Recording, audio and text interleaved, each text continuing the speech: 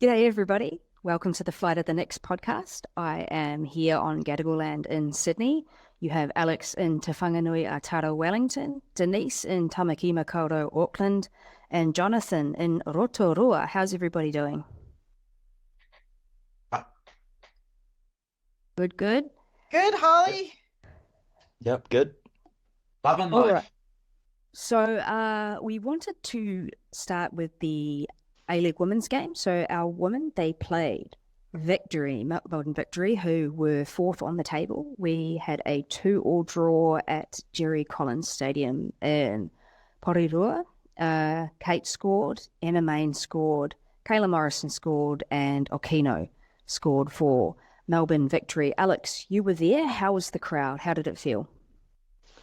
Yeah, crowd was all right. For the last home game at Porirua Park, the stand was packed out. It wasn't packed out this game, but the weather was it was worse. It was quite sunny for the first one. It was worse for this game. It was a bit of clouds, but the weather was all right.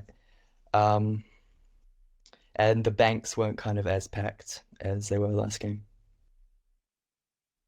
Do you think that was a weather thing, or is it just like people have gone to Jerry Collins now and the newness has like faded off, or what? Yeah, I reckon it was a weather thing. I checked the weather beforehand and it said it was going to be worse than it was going to be, so I contemplated not going because the weather was going to be because I thought the weather was going to be bad, but it wasn't actually too bad. So Bus replacements as well for trains. yeah, that happened last time as well. The Kapiti line from Wellington to Porirua was replaced by a bus, and then halfway through they made us switch buses for some reason. But there weren't many Phoenix fans on that bus. There were only two or three in Phoenix colours. All right, thoughts on the game? So just to add to what Alex was just saying, like the wind in that match, like just because we watched from home, and in the first half it looked quite grey, and then as Alex said, the sun came out, but the wind definitely played a part in that game. Um, when Riley Foster picks up the ball and kicks it, and the ball lands halfway in the opposition's half, like there's something funny going on with the weather. Yeah, there was very strong wind. Like even at the game, you could see the ball curve. Like even just for short passes, it was just curving. It was like I think it's easier for wind to get into Porirua Park than Sky Stadium because at Sky Stadium there's massive walls, and Wellington's a very windy place. So yeah. See, I think Riley Foster had, with her surgeries, had a bionic leg put in, and she can, like switch it on every once in a while. Yeah. No, the wind was crazy. So this So was one of we the top four clashes, right? So there was two top four clashes that weekend. So Perth beat City, which was the other one, but then so we played fourth place, and potentially that could have pushed us up the table had we won. Jonathan. I was going to say, so the Knicks came in with a very different looking squad because we had a number of players who had played in the game, the Festival of Football, so that was on the Saturday night. Sunday evening, jumped on a plane, flew for 19 hours or something crazy to South America, went into Ferns camp, were either playing or in the camp, and then flew home, landed on Thursday evening, maybe Friday morning, and then we're back at the Knicks on Saturday. So, the Knicks rightly made some changes to the starting lineup. Mackenzie Barry, and Mickey Foster came on as subs. Kate was covering in that defensive line. You wouldn't know that she'd just been halfway around the world and come back to play a game, because then she ended up making the A-League Women's Team of the Week. So big ups to Kate, but it was a different looking team, and it worked, which was really cool because it shows that we've got depth. Jonathan was the happiest of anybody to see a little bit of rotation in the squad. I had promised him that there was going to be rotation at some stage. So And it was great, and those players played their butts off, especially Zoe McMeekin. What a legend. Absolute incredible performance, and was our player of the match. I didn't know that she had it in her. Like, she really just like stopped these, people coming down the pitch. She just put out her legs. She's like, sorry. She just played well. There was one bit where the Victory player, I think it was Murphy, was lying on the ground, and like Zoe was right there, like standing over her, like not being menacing, but just like, will you hurry up and get up because we got football to play here, you know?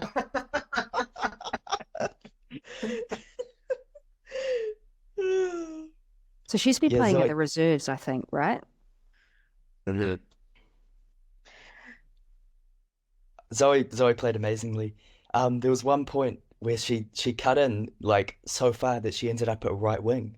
Like I don't know how it happened, but I don't know. I probably looked up from my phone or something, and then Zoe McMeekin was at right wing, and she'd started at left back.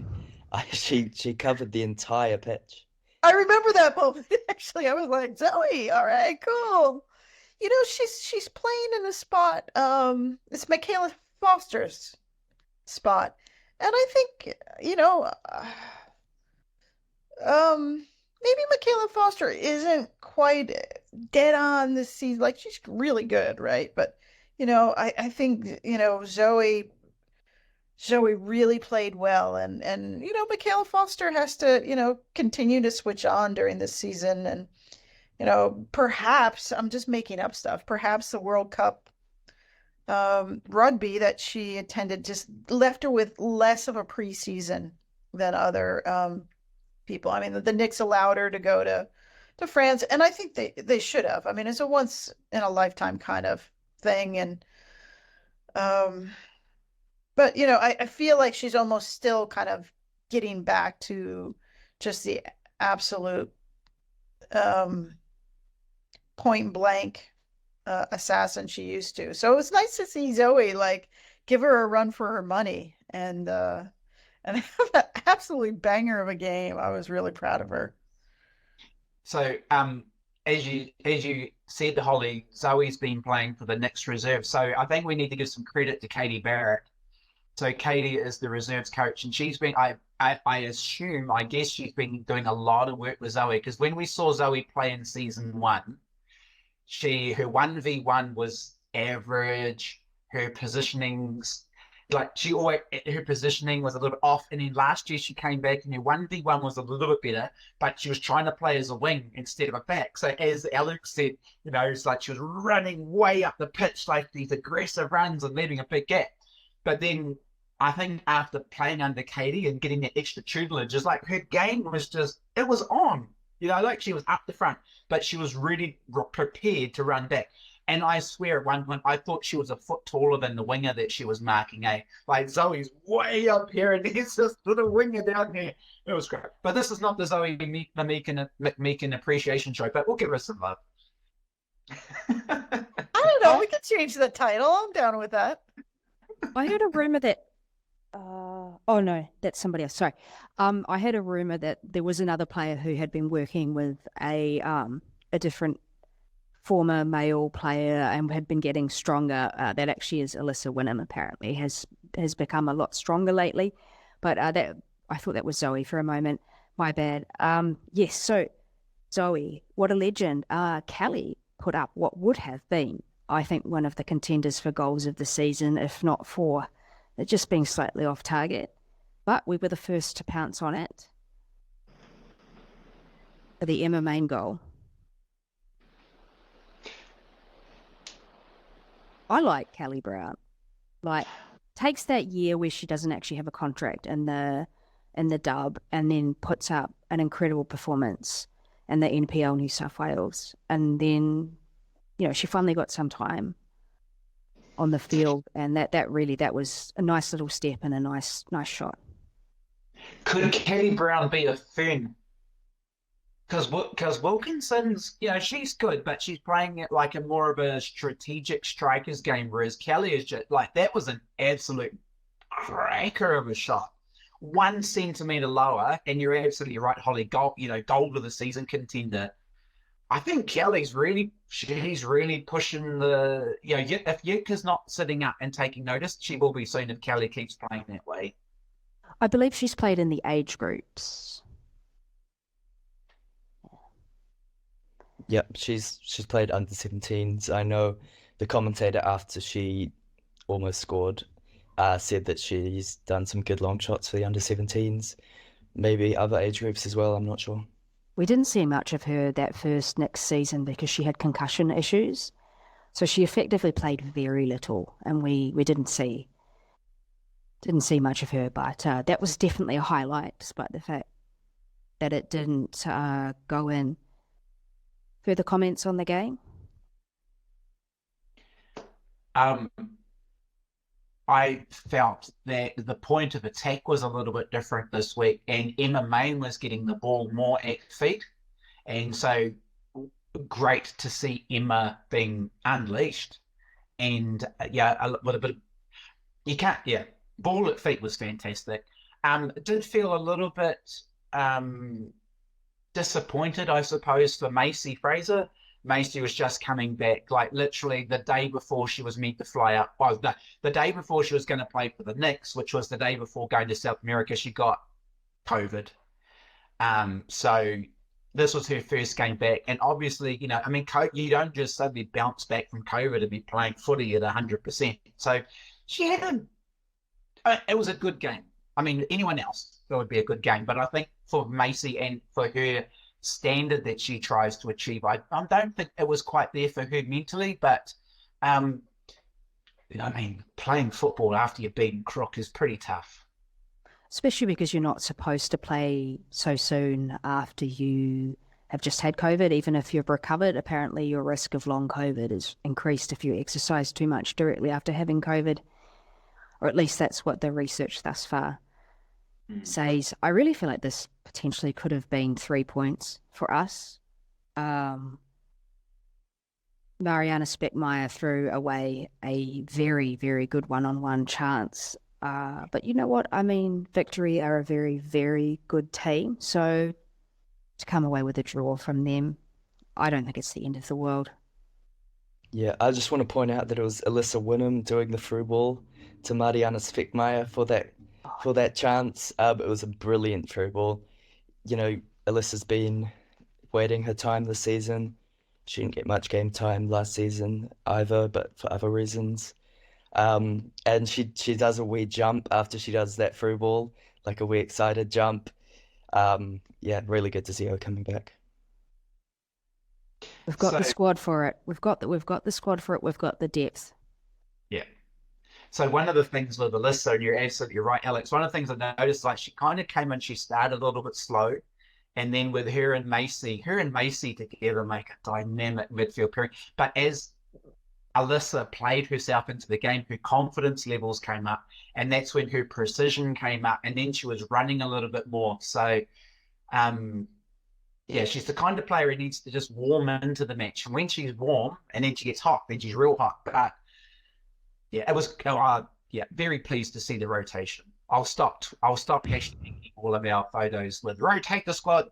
And Paul, what are you doing?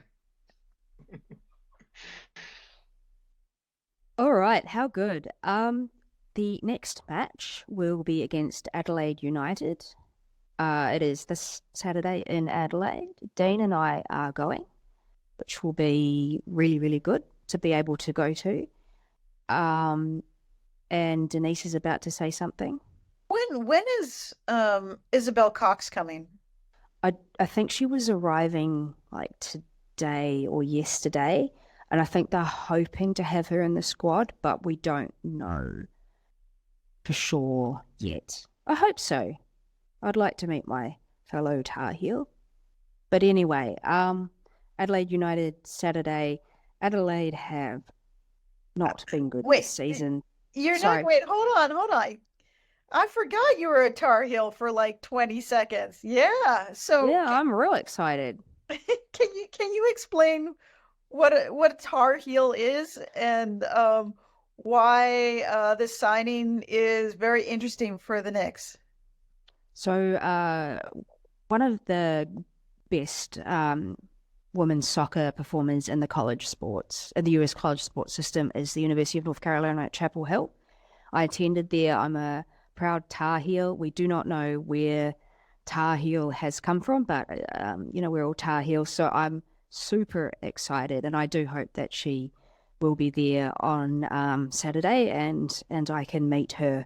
So yeah, she's come from a very, very good program and will be a very good player. Quiz. Name some other famous Tar Heels. Football ones. Yeah. Mia Hamm, Crystal Yes. Gunn, who currently plays Tobin Heath. Yes. Katie Bowen. Oh, of course, Katie. I'm like thinking of the American ones. Katie bloody Bowen. I saw her play just once, but I saw her play when I was at uni over there. It was very exciting. Yeah, huge. So hopefully we can get an interview with her or something like that at some stage. I think we'd really like that. But yeah, I'm excited that there is going to be a Tar Heel. But Jonathan? University of North Carolina. At Chapel Hill. So that's where Michael Jordan played. Yeah, that's why I said, can you name the Tar Heel? So Michael Jordan is probably the actually most world famous player. Yep, Michael Jordan. We can talk about Tar Heels another time. Let's talk about the fact that we are playing the bottom of the table. Not that Adelaide are poor, but they have not had a good start to the season. I think we can beat Adelaide. I'd like to beat them by a couple of goals. Thoughts on the Adelaide match? Yeah, I think we have to. I think we have to win this. I'm looking back at their previous results. In the last three, there's 2 3-1 losses and 1 1-1 draw. With Brisbane, I think it's a must-win for us. It's probably the game that we're most expected to win, or the game that we're the most heavy favourites for so far this season. And this might be a nice segue into the men's match. I'll let you do that. Yeah, they haven't won a game, and we're hoping that we don't play them into form. Although I don't think our women do that. I think that's the men curse. Any other thoughts on Adelaide, Denise, Jonathan? I'm curious who he's going to start. I mean, it's we've seen some good performances. Who's he going to start? Who's he going to put on the bench? I get really annoyed at the A-League bench. There's just like, wait, you can have 4 people on it and then an extra keeper. It's lame. It's really bad because so the men's A-League, they can have 7 players on the bench and you can have 5 substitutes, right? Women, it's still 5 substitutes, but your bench only has 5, and one of those has to be a keeper. You can't even choose to just put outfielders there. They have to be a keeper. And so effectively you've got 4 subs every game, and it's just such a no-brainer to change that. And it's a massive workplace health and safety issue. And Paul Temple has mentioned that in press conferences, and he's tweeted about it. So, I mean, so are they traveling with anyone else other than those 4 bench players? Well, 5, including and the keeper. I don't know. I suspect that they don't, because that's kind of expensive, but it's not that much more expensive. And if you make all the clubs do it, then it evens out. Yeah, that sucks. I'm going for a next 3-1 win. I think the next women, too strong, too dominant. Adelaide will be hot. It'll be a different temperature, but I just think our team, there's something there. They're just binding together and it's working. Yeah, they're winning, right? And, yes, the Speckmeyer sort of shot over the top of the goal killed us all, but she has been on fire this season. I am so impressed with her. She is running away with my player of the year so far. She's really relentless, and she's not high drama, someone decks her, she just gets up and she kind of looks like, well, what just happened? But she doesn't carry on. She just has a job to do, and she does it with flair, and she does it with fun. I really think her engine, her attitude has been the heart of the Knicks. Yeah, I'm gonna go for a 3-0 win. I don't reckon we'll concede a goal. The two goals that we conceded this weekend, they weren't, the best goals. One was kind of a mistake from our keeper, and the other one was from a corner. So if we work on those two things, which should be pretty simple, especially for the corner, there were two people kind of jumping up to get the header. Neither of them got it. They kind of got in each other's way. Yeah, 3-0 win. Did we want to have a short conversation about the Chloe situation? I mean, to me, we don't really know what's happened. There've been financial reasons were cited, but then other vague assertions were made that nobody quite knows what to make of. Do we have thoughts on that? It sounds like she's going to be replaced on the team, so at least we will have a full squad.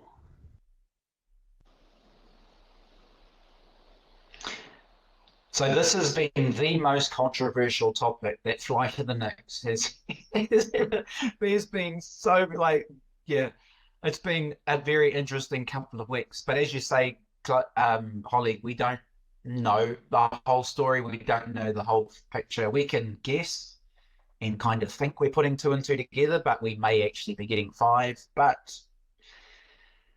I think the win on the weekend the draw against Victory just helped to settle things as in terms of how the team's feeling and how the fans are feeling. What do you reckon, Alex? Yeah, I don't really have much to say. She left, she put out a statement on social media, but she hasn't said any specifics. Um, you know, with no specifics, we can't draw any conclusions. Yeah, it's a bit tricky. There's the component of money and the component of values. I mean, I think she may have even used that word. Um, and so we kind of have to guess around what she meant by values. Like values is a lot. Like, and we've been caught guessing, is it coaching? Is it bringing in, all these imports, which is very different than the Knicks? Is it she has values now as a 27-year-old where she has to live a complete life and maybe start a family or all these things were kind of like, I don't know what it is. And then it's very easy as a women's football fan to be triggered because we've seen, from Spain to NWSL to Afghanistan to, frankly, almost every team federation, there's been just a terrible story that goes along with them. And so when someone as smart and as grounded as Chloe kind of comes out with something, you want to listen. And you listen really hard and you want more. And I think the fans do deserve some sort of way of like trying to process what she was saying because I don't think she was happy. And so if Chloe's not happy, you're like, as a Flight of the Knicks person, we're like, why isn't Chloe happy?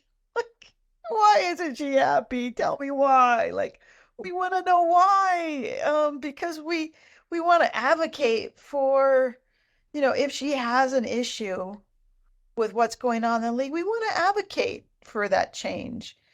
And that's a tricky part. We, as a group of fans, we've even been fighting amongst ourselves to try and figure out, like, what do we do? Do we stand up for Chloe? But what are we standing for? What is the issue? Pay was pretty clear, and I really think the pay issue of the salary cap at 600,000, and you're bringing only five players with you on the road. Those are very real things, and you can have more players on your payroll with higher salaries. Let's make up something. Let's say I'm Chloe Knott, and you get all these international signings, and let's say they make double the money of you. Would I be pissed? Chloe Knott, who was a foundation player, who really like a captain of the Knicks, like I think I would be kind of pissed that I'm the local girl who is overworked and underpaid and undervalued, by the Benjamin, as we call him in America, like I don't know. Holly? I mean, look, I believe that the Knicks are not bottom of. So the salary cap has a floor and a cap. We're not on the floor at the Knicks, so we're not like the worst paying club. We're not the best paying club by far. That's going to be your Sydney or your Melbourne City for sure. But yeah, it's still not a lot. And there's sort of been murmurs about her paying a mortgage in Auckland as well as rent in Wellington, and potentially about starting a family. And she's also sort of potentially at a different life stage than a lot of the younger kids who are, they've just come out of high school or something like that, and they don't mind, flatting with 3 other people and whatnot. So yeah, I think the pay one is pretty clear. The rest of it, I mean, what do you do? I mean, the club hasn't really said anything. They did send out Annalie and Riley and Paul have spoken about it partly in press conferences, and they've been careful about what they've wanted to say. I think for the club, you don't want to start like a fight, and people often see things differently. What one person thought was the right thing or what was understood can be different to what the other party thinks. And it's just so hard to know. And yeah, you want to advocate. You want to be like, well, I want to know, because if there's a problem, I'm a fan. And I think fans should be activists at heart. But so your mind goes to the absolute worst, but you just don't know. And it's been really difficult. And I mean, what do you do? And just sorry if I can just pitch in here, just going back to the whole pay thing. When we look at other clubs, like across the A-League this season, there's 14, 15, 16-year-old kids playing football. And when you're 27 and if you're earning 30 grand a year, that's for Chloe is probably maybe a quarter of what she could be earning professionally, given that her role and stuff. But you got 17-year-olds playing in the A-League who are, who, for earning 20 grand or something, they probably think is fantastic. They still live at home with mum and dad. They get their petrol paid for. They live in this rock and roll lifestyle, playing football. It is quite different. But it's a whole of A-League issue. But unfortunately, at the Knicks, it was Chloe who after 6 rounds was playing the best football she's played for the Knicks. I'm out of here. I can't do this anymore. She was our player of the match for that last match. And if I were Yitka, I mean, another thing is, where's her eligibility? Like, was anything affected? Was the time playing in Australia, did that affect her eligibility for these upcoming Olympics? I think we said she was on track to be eligible. I see you, Jonathan. Let's and the other thing I think we can advocate for is housing. So right now, housing I don't believe is in their contract. So it was kind of this financial thing in the NWSL was an issue, right? They're constantly having to move and pay the rent and do this. The NWSL made it that in your contract you're guaranteed housing in your market, like just whatever you get housing from your team. And it really relaxed a lot of pressure on people needing to move, needing to find their apartment, needing to pay their rent.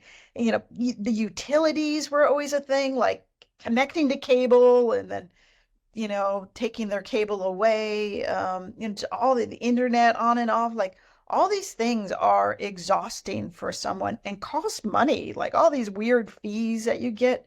So all those things actually taken away and say, hey, you get housing. That was a pressure that just kind of really helped. So I know if I get I will advocate for these athletes to have free housing or housing in their contract. I think that the difference in the States, sorry, Jonathan, is that people are traded, so you often don't get a choice where you live. Am I right? So you can just be traded to another city. So you could have your life in one place, and Yes. then so it's slightly different over here, in which you might not. I mean, if you're only offered a contract in Perth, then you have to move to Perth. But there is some level of choice. I believe David Dome said to us when we interviewed him on the podcast a while back that the Knicks actually spent a lot of money last year on housing subsidies. And I believe quite a lot of the Australians were actually living, I think, in the dorms at NZCIS. So there has been some provision, but housing is expensive. And you know what, like that's just part of the cost of living crisis generally in New Zealand. So Sorry, just going back to what you're saying, Denise, Chloe had one more year to go. So she had done 4 years and then she had one more year before she was eligible for the Ferns. So I don't know whether not playing football professionally affects that or not, whether she still has the 1 year. I don't know. That's something we'd have to look into. So you're saying she would miss the Olympics? She As a pro. might have just snuck in, maybe. Yeah, I feel like that.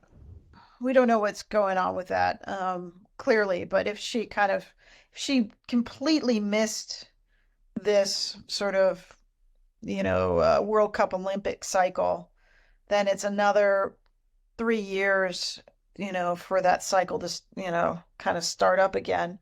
And honestly, the person I would be, other than the Knicks, if I were Yitka, I would have picked up the phone and said, Chloe, what's going on?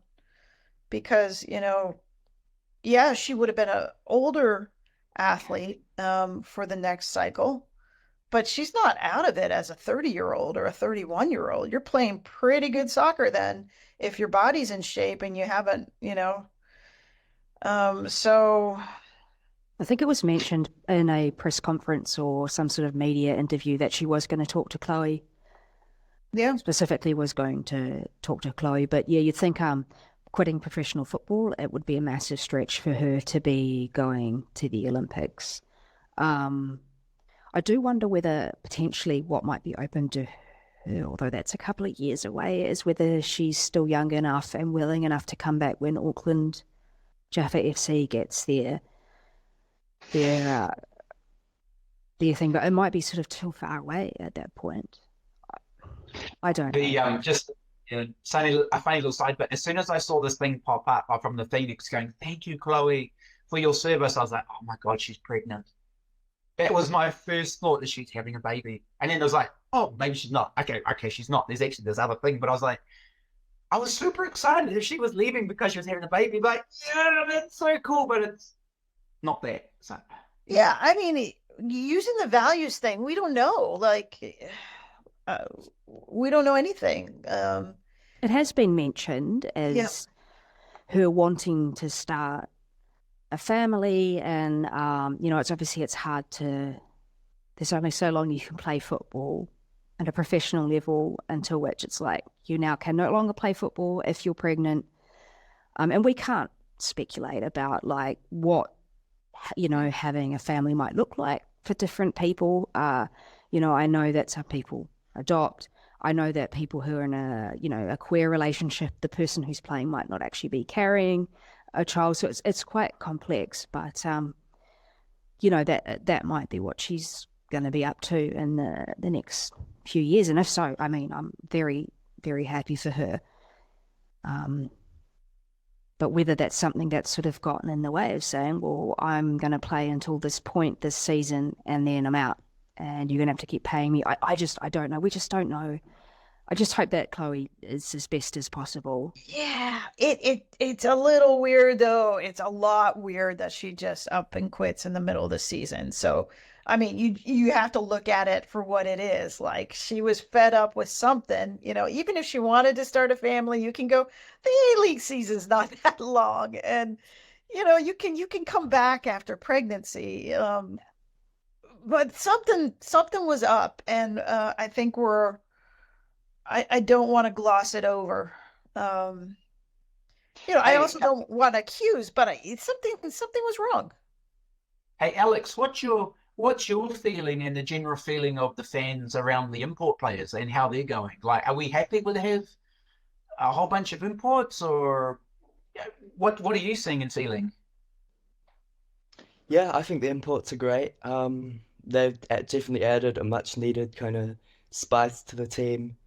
That's what we needed over the first 2 years, definitely. But I can understand, the discontent that because kind of what Holly said, we're kind of around the middle or kind of, I reckon, up a quarter of the salary cap. And that means that when we had all Kiwi players, they would have been getting paid a lot more.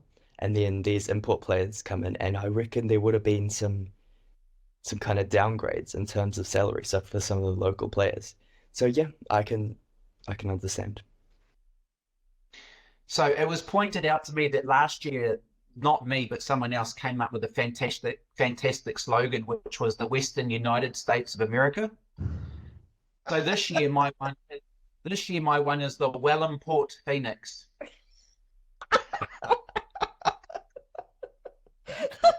We don't have that many imports. Oh, Wellington, it's wonderful. Oh, Wellington, it's wonderful.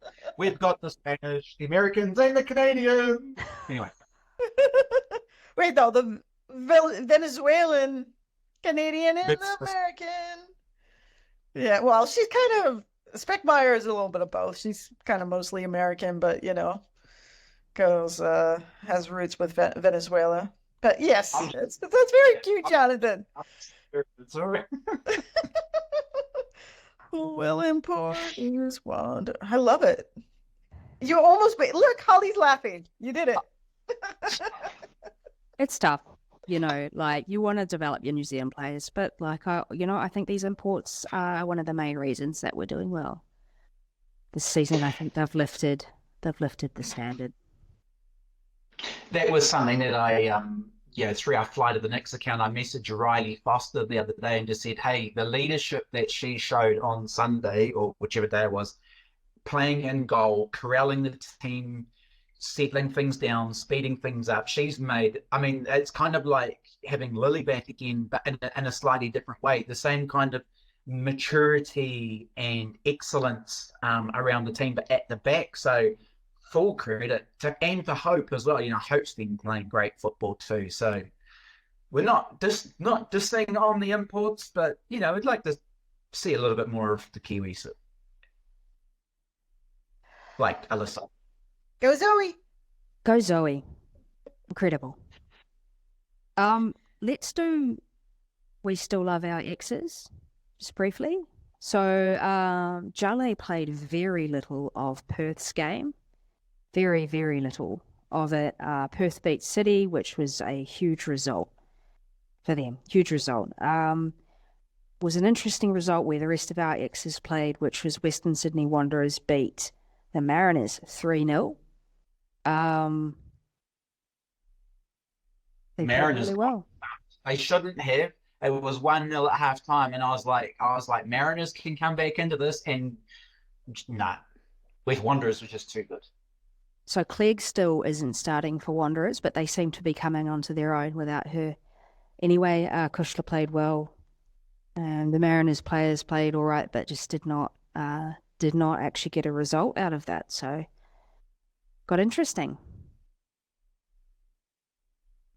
Chico played all right for the Jets. She was unfortunately she got beaten by there was an absolute stuff up by the goalkeeper.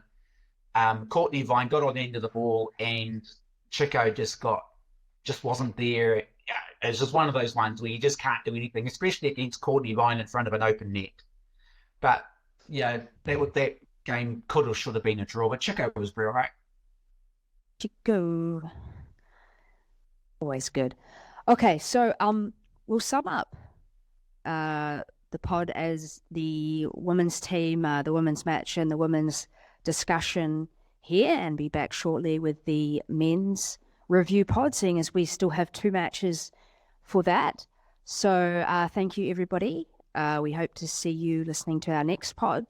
Like and subscribe. Thank you, Denise, for coming in, and we'll see how we go against Adelaide.